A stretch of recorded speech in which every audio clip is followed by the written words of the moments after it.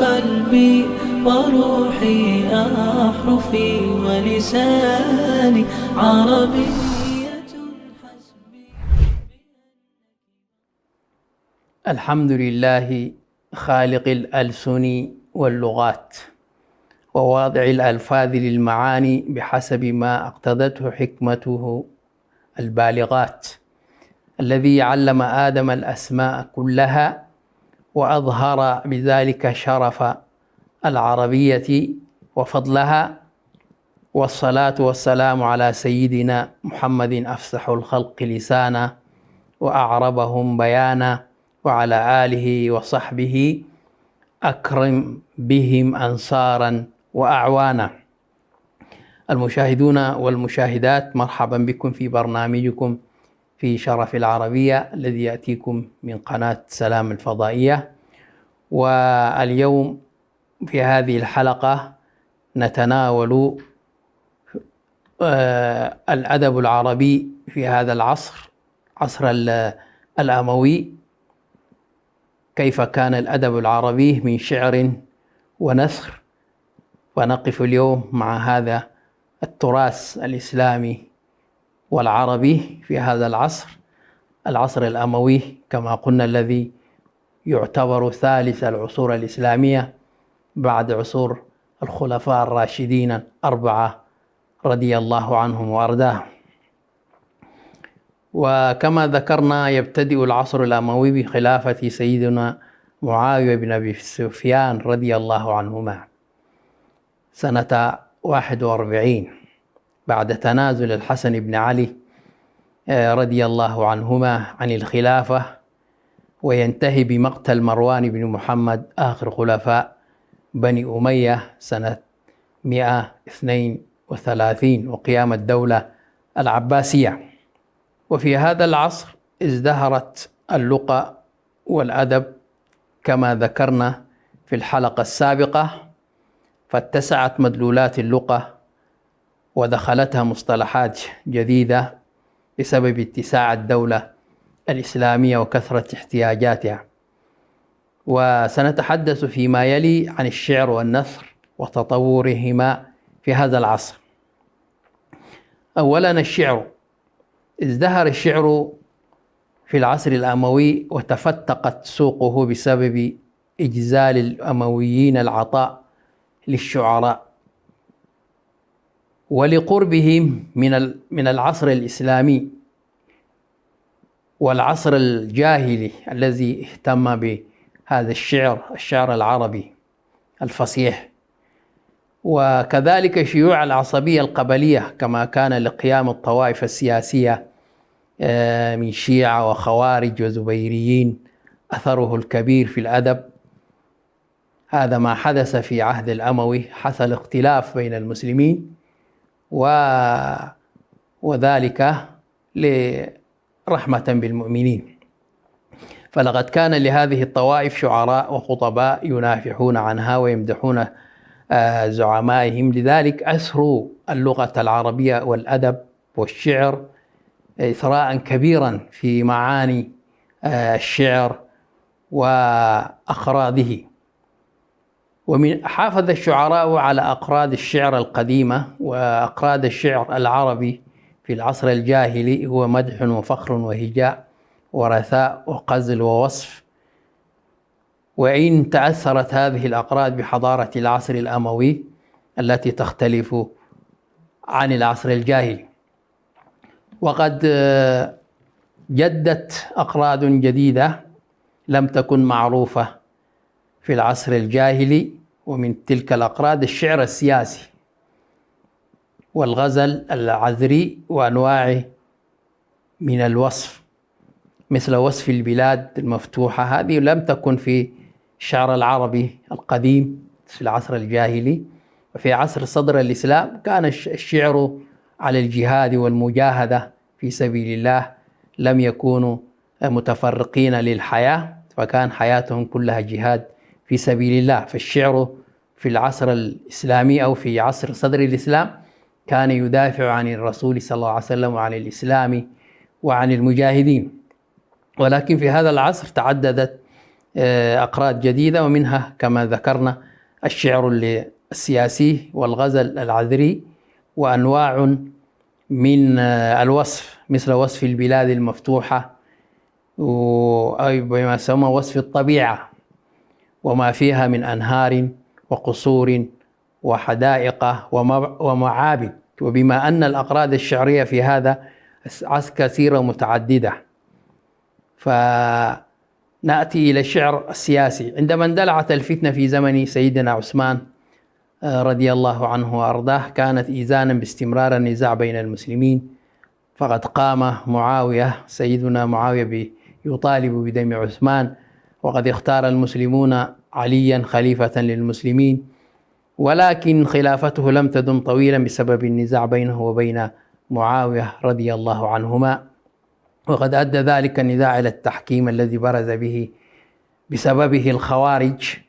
وبعد مقتل علي رضي الله عنه تولى الخلافة ابنه الحسن، ثم تنازل لمعاوية حقنا لدماء المسلمين.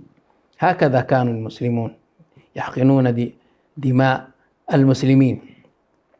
وقد استاء أنصار علي من الحكم الأموي، وبرز الشيعة الذين شايعوا سيدنا علي ابن أبي طالب رضي الله عنه وبنيه هم الحق بالخلافة.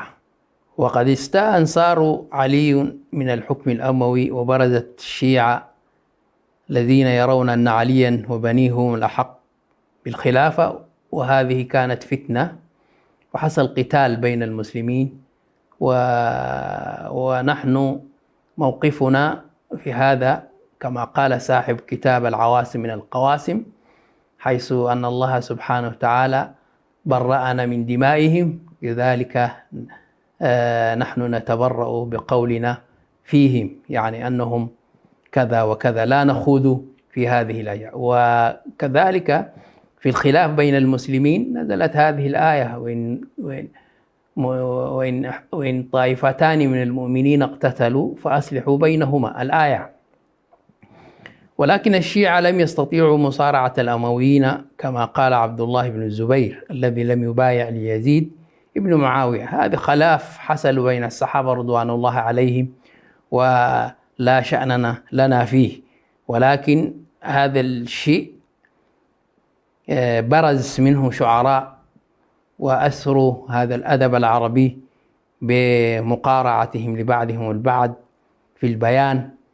وهذه الاتجاهات واكبها الشعر، فكان لسان الناطق الذي يزود عنها ويهاجم أعدائها. فكان من أبرز الشعراء الذين يدافعون عن الأمويين هو الأخطل، وهو يقول فيهم يعني عن الأمويين: حشد على الحق يعاف الخنا أنف، إذا ألمت بهم مكروهة صبروا، وإن تدجت على الآفاق مظلمة كان لهم مخرج منها ومعتصر. شمس العداوة حتى يستقاد لهم، شمس العداوة حتى يستغاد لهم، وأعظم الناس أحلاما إذا قدروا. هكذا يصف الأمويين.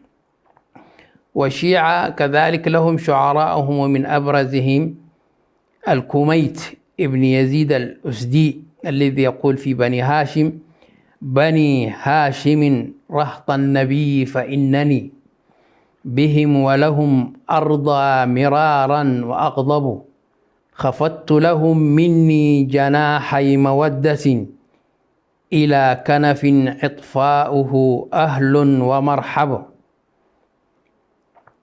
وكنت لهم من هؤلاء وهؤلاء محبا على أني أذم وأقصب، وأرمى بالعداوة أهلها وإني لأوذي فيهم وأنب. وكذلك الخوارج فئات كثيرة ولهم شعراءهم، وقد ناسبوا الدولة الأموية العداوة. وقد أشاد شعراء الزبيريين زبير بن العوام بانتصارات مصعب بن الزبير في العراق. ومن أبرز شعراء الزبيريين عبد الله بن قيس الرقيات الذي يقول في مصعب بن الزبير: إنما مصعب شهاب من الله تجلت عن وجهه الظلماء، ملكه ملك عزة ليس فيه جبروت ولا به كبرياء. هذا ما يسمى بالشعر السياسي الذي أنتج لنا هذا الأدب الثمين والجميل. أما القرض الثاني وهو المدح، مدح الإنسان في حياته، عكس قرض الرثاء. الرثاء هو مدح الإنسان بعد موته. اهتم الخلفاء والأمراء بتأييد الشعر لأن الشعر يهيمن على النفوس ويتناقله الناس بيسر وسهولة. الشعر يحفظه الناس كثير ويتناولونه، فلا تجد مجلسا من المجالس إلا ويذكر فيه الشعر. وبنو أمية يعرفون سلطان الشعر على نفوس العرب. الشعر له دور كبير في المجتمع العربي، وكما ذكرنا في السابق أنه ديوان العرب، وأنه تاريخ العرب، وأن حياتهم، وهم في أمس الحاجة إلى الإشادة بهم وتأييدهم أمام خصومهم الكثيرين.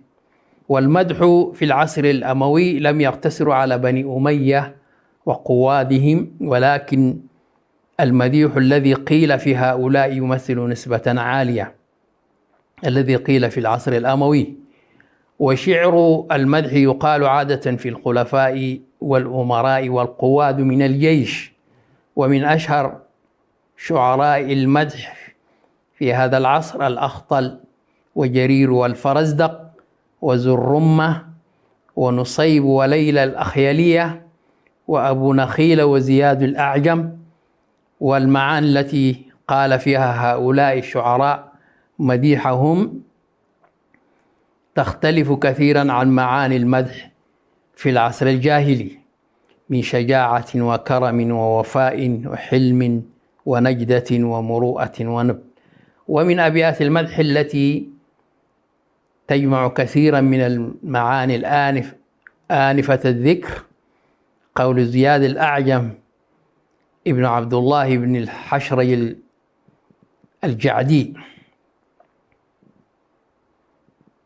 ومن أبيات المدح التي تجمع كثيرا من المعاني الآنفة الذكر قول زياد الأعجم في عبد الله ابن الحشرج الجعدي، يقول الشاعر: إن السماحة والمروءة والندى في قبة ضربت على ابن الحشرج، ملك أقر متوج ذو نائل، للمعتفين يمينه لم تشنج، لما أتيتك راجيا لنوالكم، ألفيت باب نوالكم لم يرتجي.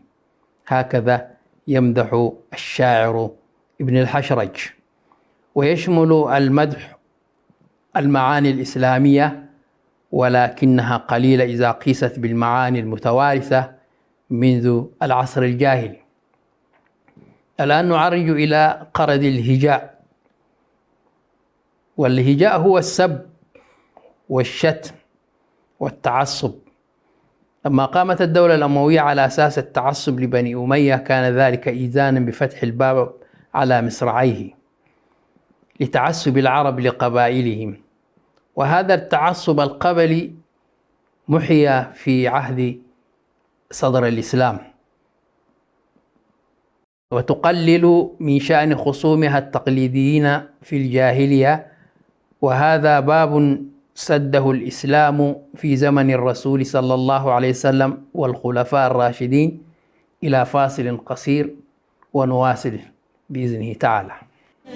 عربية قلبي وروحي أحرفي ولساني، عربية حسبي.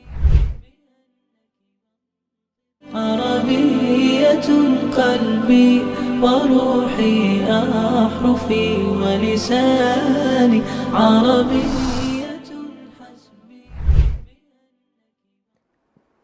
أهلا ومرحبا بكم مشاهدي الأعزاء في برنامجكم في شرف العربية. ومن الأقراض التي ظهرت في هذا العصر ما يسمى النقائض، والنقائض قصائد ينقض بعضها بعضا، وذلك بأن يقول شاعر قصيدة يفتخر فيها بنفسه وقبيلته، ويعرض بشاعر آخر أو يهجو قبيلة ذلك الشاعر، فإذا سمع الشاعر المهجو تلك القصيدة نقضها، أي نقض معانيها بالرد عليه. هذا ما يسمى بالنقائض، ولكن تكون على القافية والروي، ولا بد من اتفاق القصيدتين البادئة بالهجاء والمنقوضة في البحر والقافية، يعني يرد بنفس البحر، والبحور الشعرية كثيرة، منها الطويل ومنها المتقارب وهكذا، والقافية كذلك. وقد عرفت النقائض في العصر الجاهلي، ثم توسع فيها شعراء مكة والمدينة قبل فتح مكة، وفي العصر الأموي ازدهر الشعر النقائض لوجود مسرح دائم للشعر، وهو سوق المربد. هذا سوق المربد كان في البصرة، يحاكي سوق عكاظ الذي كان في الحجاز، فكان الناس يجتمعون فيه كما يجتمعون في ذاك السوق، سوق عكاظ، ويأتي الشعراء بقصائدهم، وهنالك حكام يحكمون على القصيدة من حسنها إلى رديئها. وقد تحولت قصائد النقائض بشعرائها وجمهورها إلى نوع من أنواع التسلية في ذاك السوق الذي تحتشد فيه جموع قفيرة من القبائل العربية، أي سوق المربد. ومن أشهر شعراء النقائض في العصر الأموي جرير والفرزدق والأخطل، هؤلاء كانوا يناقضون بعضهم بعضا أو يتناكفون بالشعر، وخاصة شاعر جرير والفرزدق، وكلهم يختلفون في القبائل. ولكن أشهر هؤلاء جرير الذي اشتهر بنقائده مع الفرزدق والأخطل وغيرهما من شعراء النقائض. ونورد هنا بعض الأبيات لأشهر قصيدتين في النقائض بين الفرزدق وجرير. قال الفرزدق وهو يهجو جريرا: فما أنت من قيس فتنبح دونها، ولا من تميم في الرؤوس الأعاظم، ولو كنت منهم لم تعب مدحتي لهم، ولكن حمار وشه بالقوائم، فيا عجبا حتى كليب تسبني، وكانت كليب مدرجا للشتائم. هكذا يشتم كليب، وهي قبيلة جرير. وهكذا يرد جرير على هذه القصيدة على الفرزدق فيقول: لقد ولدت أم الفرزدق فاجرا، وجاءت بوزواز قصير القوائم، فما كان جار للفرزدق مسلم، ليأمن قردا ليله غير نائم، يوصل حبليه إذا جن ليله، ليرقى إلى جاراته بالسلالم، وإني وقيسا يا ابن غين مشاجع، كريم أصفي مدحتي للأكارم. هكذا كان يتناقضون في الشعر بنفس البحر ونفس القافية، فكانت القافية ميم. ومن نقائد الأخطل وجرير قول الأخطل في جرير: اخسأ إليك كليب إن مشاجعا، وأبا الفوارس نهشلا أخواني، وإذا وردت الماء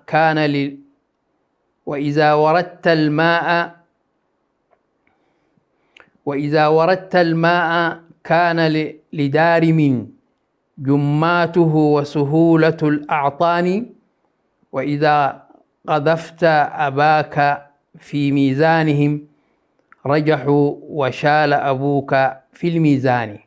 وفي رواية: وإذا وضعت أباك في ميزانهم رجحوا وشال أبوك في الميزان، هكذا. ونقضها جرير بقوله: يا ذا العباءة إن بشرا قد قضى ألا تجوز حكومة النشوان، فدعوا الحكومة لستم من أهلها إن الحكومة في بني شيبان، قتلوا كليبكم بلفحة جارهم يا خزر تغلب لستم بهجان. هكذا ما يسمى قرض الشعر في هذا العصر بالقرض، قرض النقائض، وهو جديد في الأدب العربي. وكذلك هنالك شعر الفتوحات الإسلامية والدعوة الإسلامية. في هذا العصر كانت فتوحات للدولة الإسلامية وانتشار الدعوة الإسلامية في هذا العصر الأموي، امتداد لشعر الدعوة والفتح الإسلامي في عصر صدر الإسلام، فالدعوة لله مستمرة، والجهاد في سبيل الله حمل لواءه الصحابة والتابعون وتبعهم سلفهم في العصر الأموي، إلا أن الجهاد يفتر في زمن الفتن التي تحدث بين المسلمين ثم يعود قويا ليستأنف مسيرته. ودولة بني أمية هي الدولة التي شهدت فيها الفتوح الإسلامية أقصى اتساعها، حين امتدت الدولة الإسلامية من الأندلس وفرنسا غربا حتى الصين شرقا. وقد صاحب تلك الفتوح شعر يصورها ويصف إيمان الجند المسلم وثباته وصبره، لأن الجنود المقاتلين فيهم الكثير من الشعراء. يقول كعب الأشقري وهو يتكلم عن الترك: والترك تعلم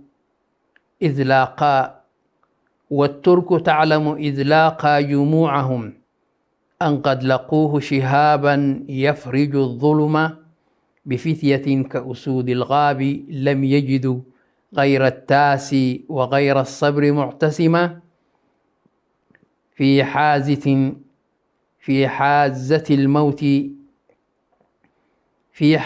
الموت حتى جن ليلهم، كلا في حازة الموت حتى جن ليلهم، كلا الفريقين ما ولى ولا انهزم. هكذا يصف الجنود الإسلاميين أو جنود المسلمين ومعركتهم مع الترك. ويقول سوادة ابن عبد الله السلولي في وصف وفد الدعوة الذي أرسله قتيبة بن مسلم الباهلي إلى ملك الصين في زمن الوليد بن عبد الملك، يعني هذا الإسلام في فترة وجيزة وصل إلى الصين، وكان يرأس ذلك الوفد هبيرة، وقد سار ذلك الوفد إلى ملك الصين وعرض عليه الإسلام، وقد كان قتيبة أقسم أن يسجد في تراب الصين، وقد سار ذلك الوفد إلى ملك الصين وعرض عليه الإسلام. وبعد محادثات بين الجانبين رضي ملك الصين بدفع الجزية للمسلمين، وعاد الوفد إلى قتيبة بن مسلم. يقول سوادة: لا عيب في الوفد الذين بعثتهم للسين إن سلكوا طريق المنهج كسروا الجفون على القذى خوفا حاش الكريم هبير ابن مشرج لم يرد غير الختم في أعناقهم وهرهائن دفعت يحمل سمرج أدى رسالتك التي استرعيتها وأتاك من حيث اليمين بمخرج. وإلى لقاء آخر في حلقات قادمة، والسلام عليكم ورحمة الله وبركاته. عربية حسبي بأنك منطقي وبياني، عربية قلبي وروحي أحرفي ولساني، عربي